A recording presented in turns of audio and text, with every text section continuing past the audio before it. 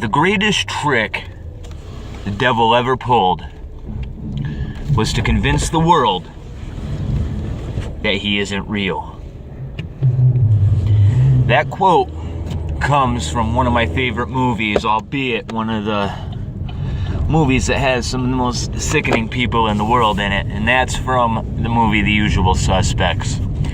But as I've said in my previous videos, these people in Hollywood that practice the occult believe that they must tell us what they are doing before they do it in order not to receive the karma that would come from it. Because they do understand karma at the most fundamental level. However, they believe there's a workaround where if they tell you what they are doing before they do it, you consent to it. And to a certain degree, this is very, very true. And this all started when we were punished and banished out of the Garden of Eden. There is no way around this. And in that instant that we were banished from the Garden of Eden, one of the greatest concepts that touches humanity more than just about anything was created. Humor. Humor is something that all humans have in common. It's something that all humans use on a day-to-day basis. It's something that can bring a smile to your face in your most desperate moments. You can find humor in the most sickening things. And that should tell you something. If we can sit back and indulge in movies like Hostel, that says a lot about the human condition. If you look at a lot of the pornography nowadays, it says a lot about the human condition. And without humor, it would be impossible for us as humans to accept what is going on a social level and in our day-to-day lives and our interactions with our communities. This should tell you that humor is a creation of Satan himself.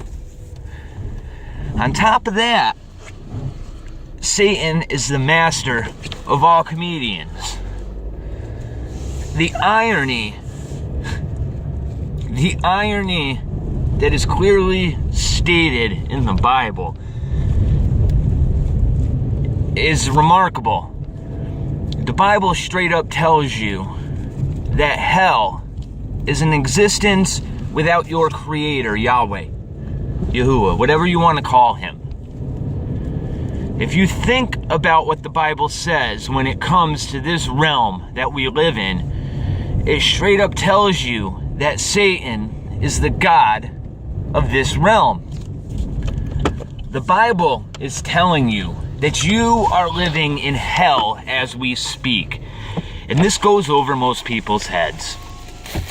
And if this is the case, we must realize that humor is a tool that was given to us in order to make our time seem as though it's not necessarily as bad as it really is. Because as I said, we can make humor out of the most sickening and disgusting acts. How many Bill Cosby jokes have we heard about Quaaludes in the past 3 years? How many jokes have been made about Kevin Spacey? How many times do you see somebody making light of the accusations that are being placed on them, i.e. Hillary Clinton and all these other despots? It is no coincidence that we always see humor being used to push their propaganda. And this is why I've gotten away from being sarcastic and using irony as much as I have in the past. Because it feeds into this system. It's a means of control. It's a means of deflection. It's a defense mechanism that everybody uses without knowing it.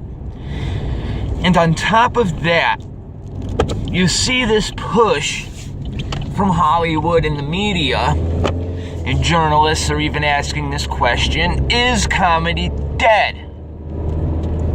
And I have to say, if comedy's dead, then society is dead. This may seem crazy, but I think society hinges on a lot more than just the economic structure and the moral values and all of that. Okay? There's a lot that holds society together that people overlook, and humor is the glue that holds us all together. It's a universal language that everybody speaks, and we don't even realize it. If you take people that don't speak the same language, that don't have any cultural similarities, and you stick them on a desert island, one of the first things that they're going to bond over is humor. Because it's something that we inertly understand from birth. And this happened when we were corrupted in the very beginning. Humor is not natural to the human origin. It came after our origin. And therefore, we must realize we can use this tool to get our point across. Now, there's a lot of ancient scientists and cosmologists and philosophers that were very much into alchemy. And alchemy was supposed to be, at a very base level, the understanding that most people in society have about alchemy is the transformation of lead into gold.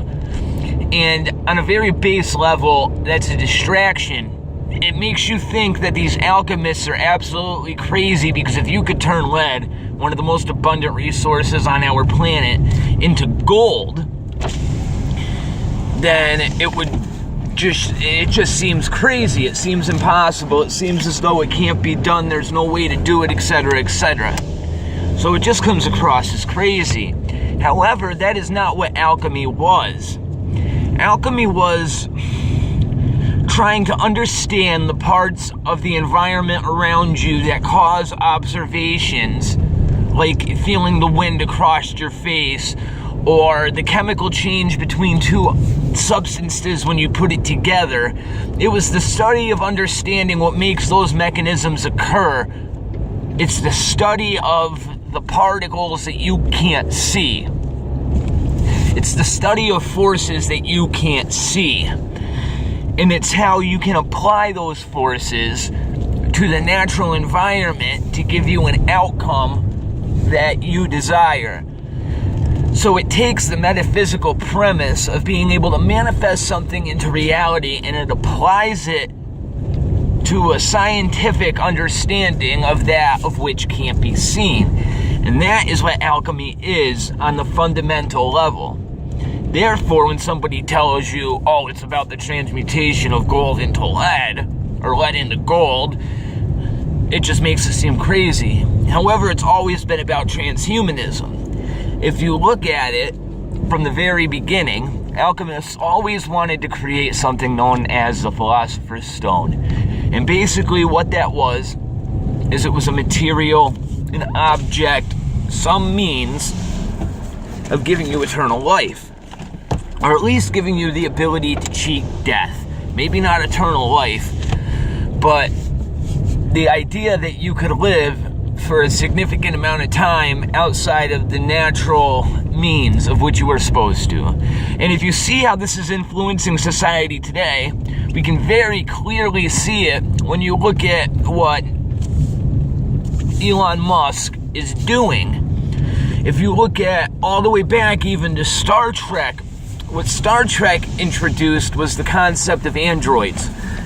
Human-like creations that could mimic the human state to a very high degree. And they introduced this in a time that we thought this would never be possible. However, they were programming us for a line of science that they were already working on a very in-depth level. okay? Now, if you look at the way technology is released to the public, you have to realize that they're probably 70 to 100 years ahead of us technology-wise as to what they're releasing to the public. They've had quantum computers as far back as the 70s, I believe, from what I've seen in research papers. And the amount of stuff that they've been able to do in the past 100 years just makes absolutely no sense. If they were working with the technology they told us they were, I don't see how we could have gotten where we've gotten so quickly. And on top of that, there had to have been a catalyst for this somewhere. Okay? Now, this is going to seem very odd, but I think it has to be talked about. Admiral Byrd went down to explore Antarctica. 7 months after he got back from exploring Antarctica on his second expedition, there was a crash in Roswell, New Mexico. Now, if you read some of the articles that Admiral Byrd was writing in the papers and interviews that he was doing after he came back from that second expedition, he talks about the United States developing a defense system against enemy aircraft, more specifically, airships, sorry, that was his exact words, enemy airships coming from the southern continent, okay? And on top of that, Admiral Byrd clearly talks about Antarctica being two separate continents in a lot of his journals. And if you look at Google Maps representation of Antarctica and you compare them to Admiral Byrd's, and Admiral Byrd gives you the longitude and latitude, he mapped that place out remarkably well. He had teams of surveyors. They covered every inch of where he went. So when he says that a mountain range is 250 miles long, a mountain range is damn near 250 miles long, if not exactly 250 miles. Admiral Byrd did his work well, okay? So if you look at the maps that Admiral Byrd gives you and you compare them to what NASA and what Google are giving you to look at, they don't match up at all. And on top of that, if you do even more research, like into the Rockefeller Mountains, and you compare them to the Google images that you get, right? You can clearly see that the Rockefeller Mountains were buried in ice in the last 50 to 75 years. Now that's remarkable, that you have an entire mountain range where there's only a few peaks sticking up that were covered in ice in less time than Admiral Byrd has been there. And that's fact. I don't care what you say. You can go do the research yourself. There's people that have already done the basic footwork that'll point you in the right direction as to where to look on the maps for this stuff, but you have to go see it for yourself to believe it, and you have to compare it to Admiral Byrd's charts on that mountain range. Now, there's other mountain ranges that he shows you, and if you compare his distances of 250 miles, for example, on Ellis Ford, I believe it's Ellis Ford, but it's just referred to as the Ford Mountains now. If you look at his calculations on how long those mountains were supposed to be and how wide that mountain range was and compare it to what Google's showing you, they're only showing you a third of those mountain ranges. And on top of that, you can clearly see as you go and you view where the pole is, that the pixels start to get distorted. Now, this is not because they can't map it on a ball. They can't render it on a ball. And that's what they're going to tell you, is that it's too difficult. Because if you gave me the same data, if you gave me a flat picture, right, and you told me to map it on a globe, which is what they do. For example, if you took a plane and you flew it over my town, okay, and you told me to map it on a ball, I could do that perfectly with no pixel distortion at all. Excuse me. At all. If you gave me the proper equipment to do it, no problem. In less than 5 minutes, I could do it. So you're telling me Google can't?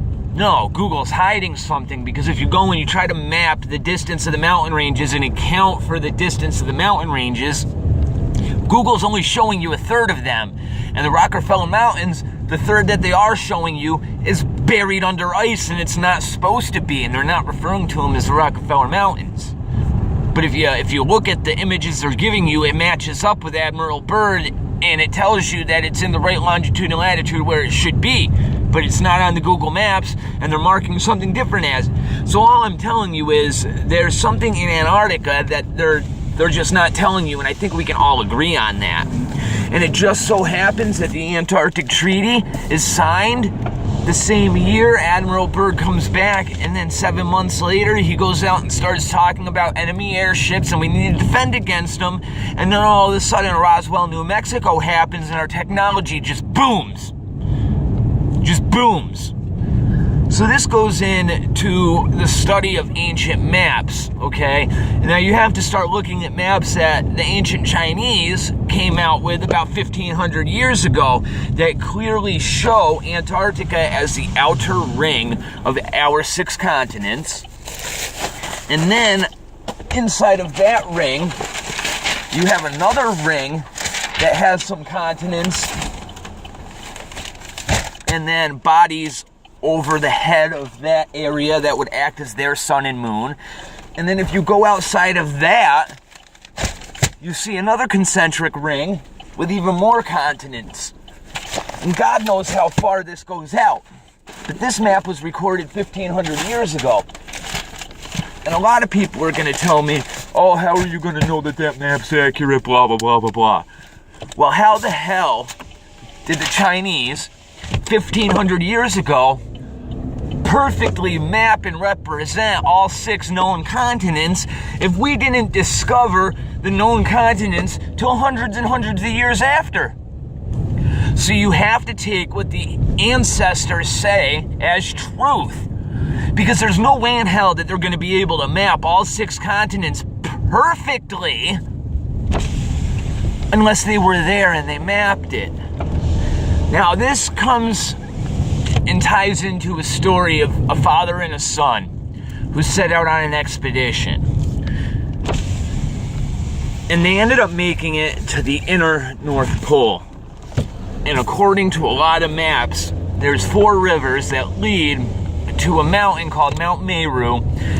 Now this father and son said they were traveling up by Greenland and they got lost and they got caught in a trade current and brought somewhere, and they found an inlet, and they followed this inlet, and all of a sudden the weather started changing, the climate became freaking beautiful, it was nice and warm, there was wildlife and vegetation everywhere, and they ran into a civilization of people, and they spent some time there, and they recorded everything, monorails, air balloons like zeppelins, planes, etc., etc., etc., and then they journeyed back, okay? And this was all recorded, and it sounds absolutely crazy. It sounds like a sci-fi story. Until you go and you start looking at the ancient maps that were recorded, clearly showing that the North Pole has a magnetic mountain referred to as Mount Meru, and that mountain acts as a diode or some sort of energy source, in my opinion. Now, that ties into Tesla, okay? Now, what I'm trying to do here is show you how everything that you study when it comes to what they're hiding as far as technology and what goes against the mainstream narrative, okay? So what they tell you about electricity is that Edison pioneered everything, okay? Now, if you go look at the complete opposite of that, they never tell you about Tesla and all of Tesla's work, okay? And this is the kind of stuff that you have to start looking at, because what I'm trying to get at is there's no way all of this stuff should tie together. There's no way that all of these little bits and pieces from all of the stuff that they neglect to tell you about all seems to point to one thing. That just shouldn't be happening. Now, let's go back to alchemy for a moment, because I think that right there is a huge aspect of what is going on. Now, let's just say these people that have obtained this technology, that have lied to us, that brought upon this deception, I'm going to venture as to guess they are not a natural part of this realm, okay? If you look at how certain bloodlines have managed to stay in power and infiltrate every government from the beginning of time, you have to start to wonder if these people are actually people. Because you would think the odds of the same family managing to stay in power that long are just remarkably impossible unless you have something working for you from behind the scenes. Now this ties back into humor and the devil and this not being God's world right now. Okay? Would it not be absolutely ironic and ultimately funny for the devil to convince us that we are in charge, that we as humans hold the key, when in fact our overseers aren't what we think they are? This may seem kind of convoluted, but I don't want it to seem like I'm crazy, okay? How many people have looked into the black goo? Now, there are certain areas on this planet that produce a goo that it defies certain laws of nature. It shows intelligence, even though it's not a living organism. So if you take this black goo and you put it in two separate containers in the same room, that goo tries to coalesce into one unit. So if you put it in two containers that are next to each other on opposite sides of the container, right, and there's room in between them, they will actually slowly move towards the opposite end of the container and get as close to each other as possible. Once they obtain this state, they will start to vibrate. They will put off a frequency. And Lord knows if they're communicating each other with this frequency or if it's just a function of them trying to coalesce into one unit. Now, there's people that believe that the Earth produces its own version of this substance that is natural to this planet, okay? And I don't know if that's necessarily true, but we know for a fact this stuff exists because there's been samples taken of it from King Tut's tomb. There's places where it just oozes out of the ground in certain places on this plane. So we can't deny that it's there, okay? And if you look at BP had Deep Horizon explode, right? Now, what's funny about that is if you start doing research into the cleanup efforts for Deep Horizon, you'll realize right off of the bat that civilians did not, and I repeat, civilians did not clean up that oil spill, okay? Now, what does that mean? Why is that significant? Well, it's significant because if you look at every other time that you've had oil spills, there was civilians there. Okay? And yes, people are going to get sick when you clean up oil or whatever if you're not properly geared or if you're lazy and you don't do your protocols or whatever. However, they didn't get sick. They don't get sick like the people that cleaned up this mess that Deep Horizon exposed. And if you look at the way that explosion occurred, okay, it's an anomaly. That explosion managed to bypass every fail-safe Deep Horizon had. Now, our oil industry is not, and I repeat, is not so stupid as to not have proper redundant systems to make that not happen. Do you know how much heat BP got for Deep Horizon, how much money it cost them? how much environmental damage was done, and this is what's most important to BP, how much money they lost, and their PR went down because of it, okay? BP installs systems to assure that that does not happen. And the pressure rates that we're seeing from that explosion were absolutely obscene when compared to others. Now, let's get to what the real crux of this whole thing is. I don't think they were digging for oil. I think they were going for a natural deposit of this black goo that they knew was out there, because one of the largest known pockets of this is in the Gulf of Mexico. Okay? Now, if this stuff is under that kind of pressure and is down there and shows these characteristics of making people extremely sick, it's almost as though it's the antithesis of the human body, right? It's the antithesis of our life force, in essence, from what I've seen and what I've studied. Okay? Now, we have to think to ourselves. The Bible clearly says that we were corrupted.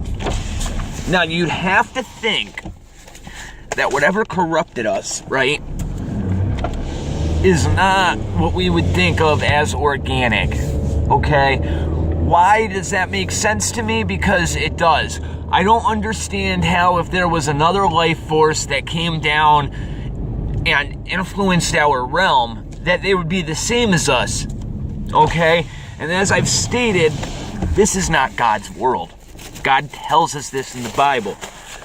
So if these entities that came down and corrupted mankind and influenced us and impregnated our mother, right, our women, right, in order to give birth to what we are today, it makes me think that it wouldn't be the same basis. Like, we're a carbon-based life form, right? However,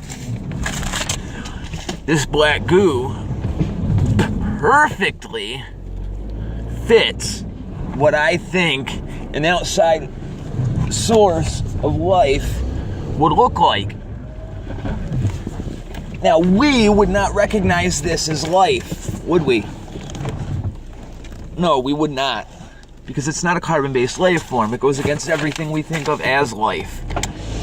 Until you start looking at it from outside of the box and how it tends to want to coalesce into one unit, even if you put it in two jars in the same room. So it's a magnificent substance, but at the same time, I wouldn't want to touch it. Everybody that seems to come in contact with this stuff gets sick. Okay? Now, there's some people that come in contact with this stuff and they talk about not becoming sick, but gaining all kinds of abilities and stuff, okay? Now, this is where the elite come back into the situation. What if it ties into the Rh positive and Rh negative human beings on this planet? And Rh negative, there's a lot fewer of them, okay? And there's no reason for this being the case biologically. We can't think of a reason for it. But what if this black goo affects the Rh positive and Rh negative population differently? Now, this ties back into Hollywood and alchemy and them telling you what they're doing without telling you. Look at the movie Doom. They talk about the 43rd chromosome. And what happens in that movie? When certain people come in contact with it, they get absolutely sick and they turn into demons. Okay? That's an extreme example, obviously. They don't want to tell you exactly what they're doing. So they can't make a movie where there's a black goo that just goes around and fucking kills people. But if you look at Venom, the movie Spider-Man, what happens? A black goo comes down and infects Spider-Man and turns him into a creature with extreme abilities, and he's evil. Does it seem like we're running into a common theme here in some of the things that they're portraying through media to us? It most certainly does, and I don't think it can be overlooked. So we have to start opening up our minds to the fact that, yes, alchemy is real. Magic, I'm talking about magic with a K, is real. Social engineering is magic. Alchemy is magic. Science is magic. Okay, it's what we refer to. Magic is simply a natural occurrence that we do not understand. And that's exactly what alchemy was trying to study. If you remember what I was telling you earlier, it's the study of natural observations in which we can't see what's causing them. Okay? We have to start asking ourselves what's really going on. And not the why. Not the why is it happening. Why is it happening is not important. The Bible tells us why it's happening in black and white.